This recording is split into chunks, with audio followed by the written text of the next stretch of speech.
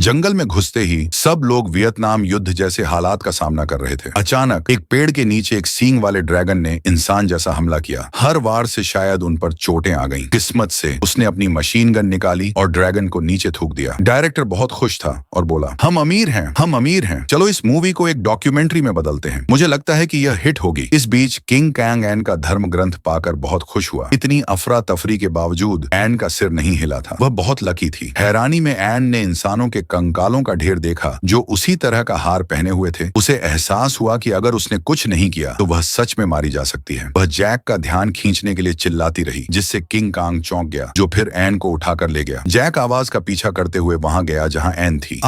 N, तुम कौन हो? थोड़ी सी उम्मीद के साथ ग्रुप जंगल में और अंदर चला गया। आराम करते समय उन्हें किंग कांग के पैरों के निशान मिले। जैक ने कहा कि यह ट्रिप बेकार नहीं गई। मरने से पहले बिगफुट देखना एक बोनस था। डायरेक्टर पहाड़ से एक पैनोरामिक व्यू शूट करना चाहता था, लेकिन ऐसा लगा कि वह जिंदगी बदलने वाली मुश्किल में फंस गया है। ब्रूस को लगा कि वे किसी पुराने शिकार में फंसने वाले हैं, इसलिए उसने कुछ नहीं कहा और बस खिसक गया। जैक कार्ल का सामना करने ही वाला था कि अचानक एक एवलांच की आवाज सुनाई दी, जिसके बाद ब्रूस उनकी ओर दौड़ा। पूरी टीम हैरान रह गई। क्या हो रहा था? हमें भी भागना पड़ा। जैक और उसकी टीम गैंडों के ग्रुप के नीचे से ऐसे निकल गई जैसे खाने के लिए एथलीटों के ग्रुप से मुकाबला कर रही हो। वेलोसिरैप्टर जल्दी ही उनके पास पहुंच गए। उनकी फिजिकल काबिलियत में फर्क को देखते हुए मुझे लगता है कि गैंडों को भागने की बिल्कुल भी जरूरत नहीं थी। इस अफरा तफरी में एक वेलोसिरैप्टर को सॉसेज किक भी लगी। ब्रूस को चट्टानों के झुंड में छिपने का मौका मिला। तभी अचानक एक वेलोसिरैप्टर ऊपर दिखाई दिया। ब्रूस पूरी तरह भूल गया कि उसके हथियार का नाम फायर पोकर नहीं है और उसने जबरदस्त रफ्तार से दौड़ना शुरू कर दिया। वेलोसिरैप्टर तेजी से जैक के पास पहुंचा, जिसने कहा, तुम बहुत बदसूरत हो, तुम्हारा आर्मर मेरे आर्मर जितना अच्छा नहीं दिखता, और उसे मेटल के बकल से तोड़ दिया। वेलोसिरैप्टर तुरंत हार गए। आगे एक तेज मोड़ था और ये गैंडे जैसे जीव साफ तौर पर यह नहीं समझ पाए कि मोड़ पर स्टेबिलिटी जरूरी है। उनका हर मोड़ अजीब था। वे मेरे FC का मुकाबला नहीं कर सकते थे। खुशकिस्मती से सामने वाले ब्रूस को एहसास हुआ कि यह चकमा देकर भागना बेकार है और गोली चला दी। लीडर को लगा जैसे उसके घुटने में गोली लगी हो, और फिर वेलोसिरैप्टर के इतिहास में सबसे बड़ी भगदड़ मच गई। ये वेलोसिरैप्टर, क्या उन्हें पहले से ही काफी खाना नहीं मिला था? उन्हें हमारा पीछा करके यहाँ क्यों मारा गया? बदकिस्मती से कैमरामैन बिना चोट के नहीं बच पाया। ब्यूक की तरफ से 4 लोग मर गए और डायरेक्टर ने अपना POA फिर से शुरू कर दिया। स्मिथ के लिए